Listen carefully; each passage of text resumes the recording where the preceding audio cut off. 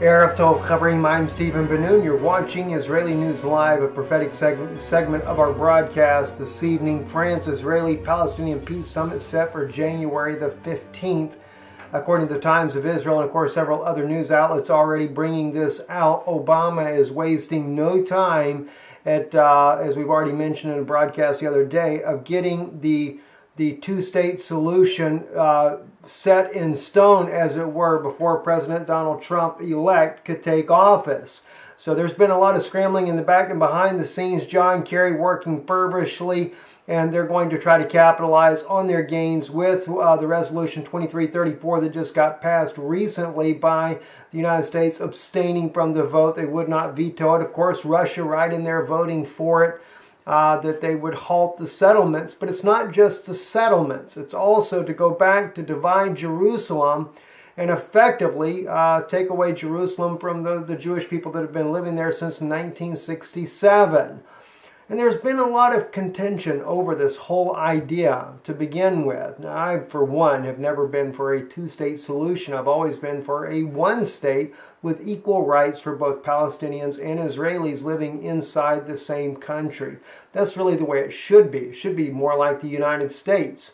We even have Palestinians and Jews living in the United States. We have Arabs and Jews in government in the United States, and it's not a big deal. Why should it be any different inside of Israel today, or for that matter, the West Bank?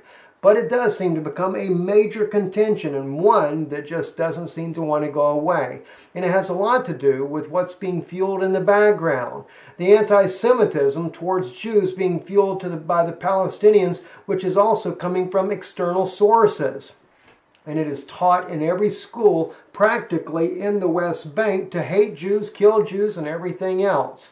I know for a fact I was a victim of a suicide bombing in 2004, although I was not injured as far as a victim of that nature there, but I was there when the girl blew herself up there near French Hill, right outside the neighborhood I lived in. Now that neighborhood, that has been a Jewish neighborhood for ever since I can remember, Givat Hamivitar, is now part of the West Bank, according to the 1993 Oslo Accord that Shimon Peres signed with the Vatican some time back there, promising also to turn Jerusalem into an international city, according to the 1947 UN agreement back in 1947, taking away complete sovereignty of the Israeli people to govern their own affairs, nor making Jerusalem their capital. They are, in effect, as we've seen in another article recently, they are going to take and kick out 400,000, nearly 500,000 Jews from settlements and throw them completely out of the West Bank. Talk about apartheid. If you ever looked at the resolutions that were done by the United Nations in 1947, as I've mentioned before, it clearly states there would be no Jews living in the West Bank, neither would there be any Arabs living inside of Israel. But the funny thing is the Israeli government doesn't see it that way. They have no problem with Arabs living amongst them, nor participating in the government there. But as far as the West Bank, under Mahmoud Abbas, it's totally different. It's the other way around.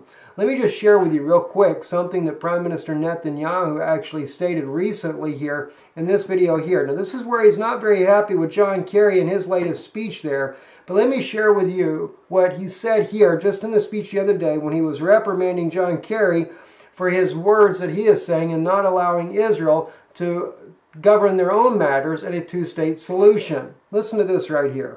I'm so committed to peace because for anyone who's experienced it, as I have, war and terror are horrible. I want young Palestinian children to be educated like our children for peace. But they're not educated for peace. The Palestinian Authority educates them to lionize terrorists and to murder Israelis. My vision is that Israelis and Palestinians both have a future of mutual recognition, of dignity, mutual respect, coexistence. But the Palestinian Authority tells them that they will never accept and should never accept the existence of a Jewish state. So I ask you, how can... This is the type of situation, and I realize, granted friends, when I say these things to you here, I realize that the Israeli government has not been the best friend in the world working with for the Palestinians either. but I've also watched very carefully as the Palestinian government has clearly been influenced by outside external powers there to try to bring about unrest intentionally in order to bring about the type of resolution that the United Nations would like to see.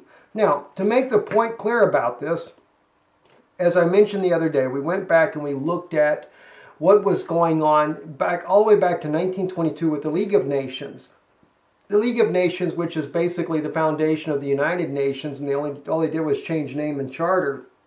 But in the 1920s there, the mandate for a Jewish homeland was, as you see here on the map here and behind me here. This was the mandate for what they called Palestine.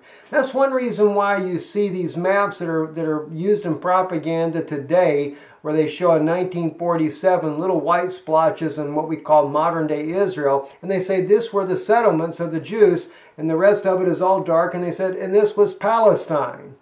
Well, the mandate for a Jewish homeland by the British Mandate of 1920, April 24th, was, as you see here, they called it Palestine.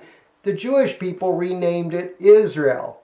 At that time, in this entire area, which is modern-day Jordan and Israel, West Bank, and Gaza, all included in one place there was only about 400,000 Arabs at that time living in this region. Most of those Arabs ended up going here to the right here, to the east of the Jordanian River, the Jordan River, because what happened was later that land was given away to it's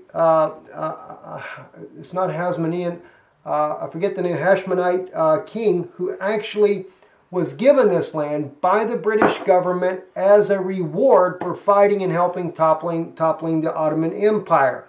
That's when we get this map here drawn. And they changed the whole idea. The Jewish Palestine, as it read there, Mandate for Palestine, July 24th, 1922, showing the area of Transjordan in which the reconstitution of the Jewish national home was to be postponed or withheld. The territory of the Jewish Palestine has been reduced by 77% of the original mandate. Again, this is how things all get changed. And even today, many of the Jewish people that are inside of Israel that are trying to get peace with the Palestinians as well, very many, I'm talking about people that are very much opposed to that of the Israeli government, the current government, and the way things are going. People like Annette Ben-Nun. Annette also, she is an Israeli living inside of Israel that is very much against the settlements that are being built inside of the West Bank. And I can agree with Annette in certain areas because I do not believe that we have the right to just take land away from someone and build a settlement on. But nonetheless, as a Jew or a Palestinian, either one, if there is land for sale and you can buy it, then it should be allowed to be purchased, as it was done before the British Mandate ever came along, but when the Ottoman Empire was still in existence, when Jews came from different parts of Iran into modern-day Israel today and purchased land and were dwelling amongst the very few scattered Arabs in this region at that time.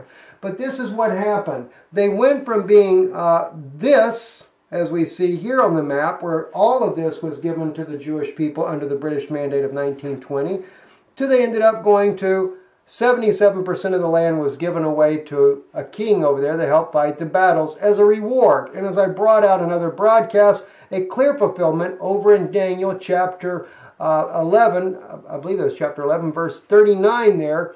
And I may be wrong in the verse right now, I'm just doing it by the top of my head on my memory there.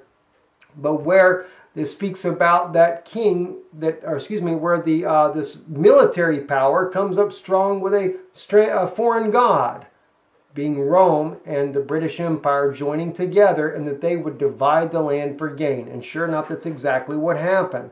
Now, if you'll notice, though, then they had decided that everything west of the Jordan would go to the Jewish people. And of course, at that time, there were about 80,000 Jews living in the land at that time. But what happened is suddenly the British decided, because the Arabs were giving them a hard time about allowing the Jews a homeland, they suddenly began to curtail the number of Jews that were allowed to come. And in World War II, For 6 years, not a single Jew was allowed to come to the Promised Land at all. But when it came to immigration on the other side, though, both from Egypt and from now Transjordan, they began to ship in Arabs into the state there in order to try to populate as much as they could. So the state began to change more and more. So by the time of 1947 come along, this is what Israel was looking like here. And this was a new plan in 1947 that was offered to both Jews and to Palestinians, as they call them Palestinians. They were actually Jordanians and Egyptians that were living in the land. They had offered them this as a settlement of a two-state solution then. The Arabs, though, the Jordanians and Egyptians that were living in this part of the land now, rejected this completely. And in 1948, the Jewish people that were living in the land had to fight to be able to live in what they wanted to declare as their own state. At that point, as you can see the red circle in the middle, under the UN resolution in 1947, they were going to take Jerusalem and make it an international city ran by a foreign regime.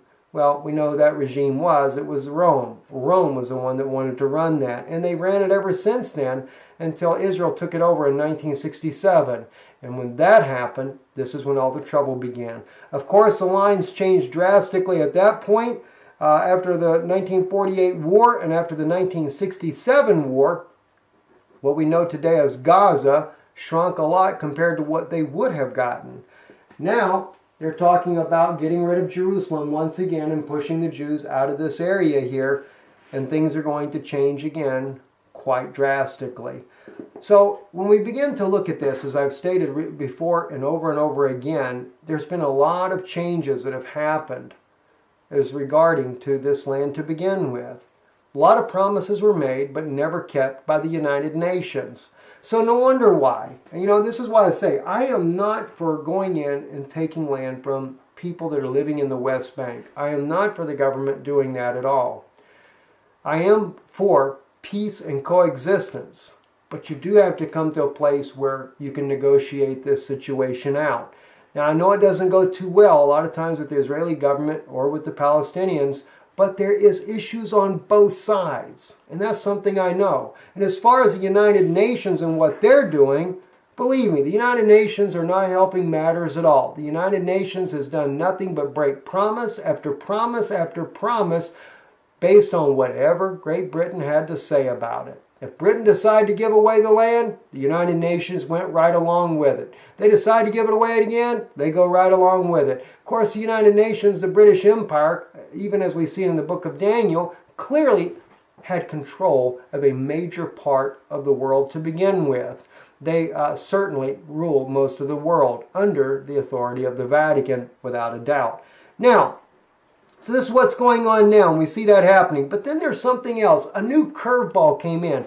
We saw Prime Minister Netanyahu really make a stand against the United Nations Resolution 2334. He's made a heavy stand against John Kerry, and suddenly we find out this article here today. Sputnik News is reporting that Israeli media Attorney General approves criminal investigation into Prime Minister Netanyahu.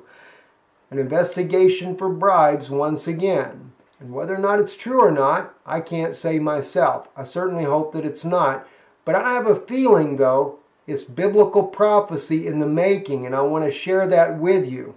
And by the way, we do intend to be in France on January 15th to cover this historic event where the 70 nations of the world will come against Israel. Another biblical prophecy that will be being fulfilled at that very time.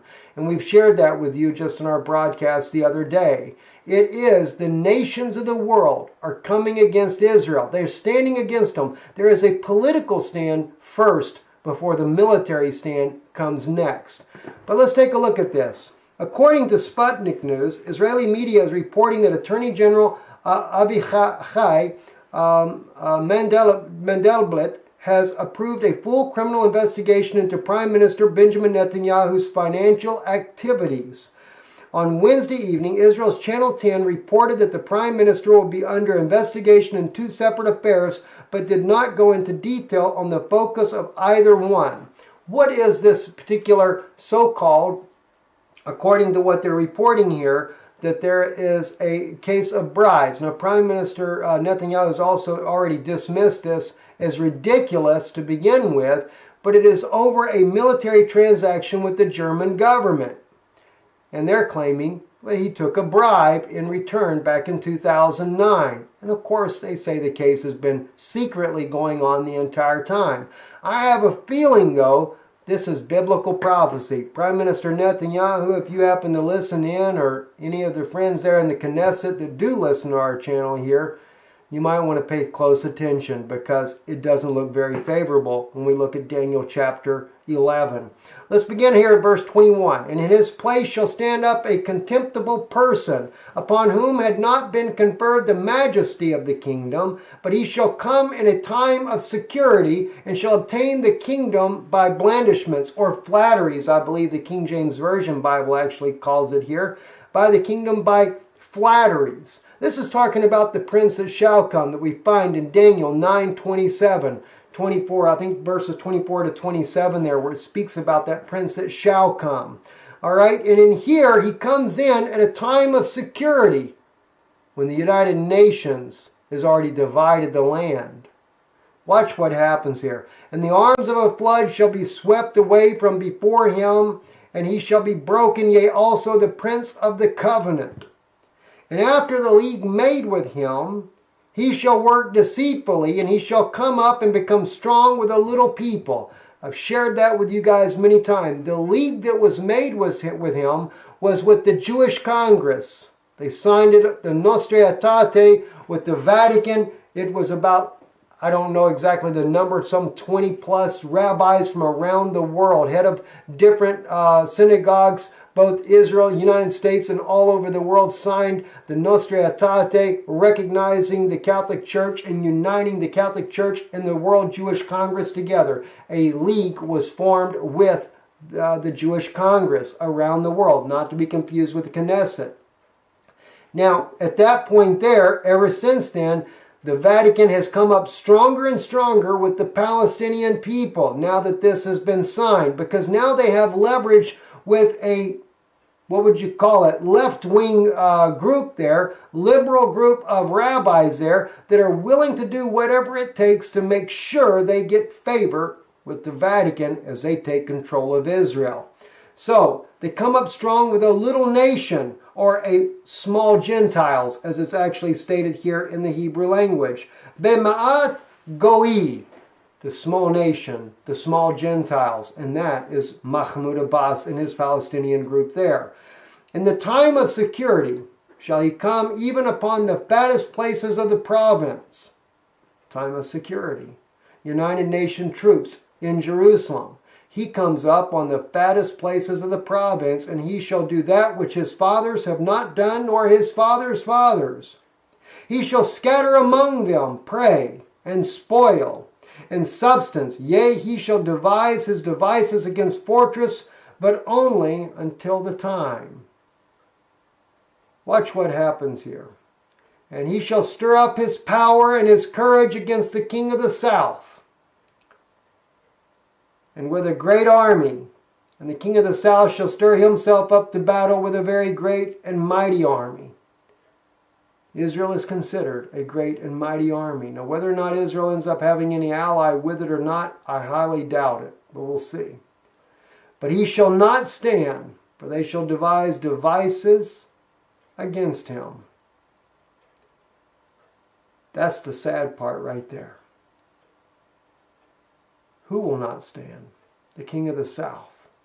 Prime Minister Netanyahu. Because why? They devise devices against him. That's what they're doing right now. And this may have a lot to do with the very thing going on in the Israeli government right now, especially when you look at verse 26. Yea, they that eat of his food shall destroy him, and his army shall be swept away, and many shall fall down slain. I've stated for a long time, the only way they'll ever get the Jewish people out of Jerusalem, and especially out of the settlements when you have 500,000 Jews there, is by a military conflict. It looks like, though, someone in Prime Minister Netanyahu's own government in this case the Attorney General, may be the very one, the man that eats of his food shall destroy him. In other words, Prime Minister Netanyahu signs his paycheck, no doubt. As the Prime Minister of Israel, he's probably the very man responsible for the payroll of the government, including the state's Attorney General. Could it be that this is a prophecy that is speaking about Prime Minister Netanyahu and the very man that could end up destroying the Prime Minister? And if Israel's Prime Minister falls in a manner such as this, and any type of military campaign is done against Israel, it would make it harder for Israel to be able to stand with a country divided. Something to think about. I can't say for certain that this is correct, but it definitely looks very interesting. Notice what it says in verse 27. As for both these kings, their heart shall be to do mischief, and they shall speak lies at one table, but it shall not prosper, for the end remaineth yet for a time appointed. And that's one thing that can probably be said. I don't think that Prime Minister Netanyahu has necessarily been completely forthright in everything that he has had to say. And for sure, I doubt the Pope of Rome never has either. And yet they've both sat at one table already. I'm Stephen Ben-Nun. You're watching Israeli News Live. Do remember us when we make this trip here in January there. We will need your help in getting there to cover this momentous event there as the United Nations and 70 nations gather against the state of Israel in trying to force a two-state solution. We do intend to be there to cover it for you and to cover it live. I'm Stephen Ben-Nun. You're watching Israeli News Live. Visit us at israelinewslive.org. Shalom.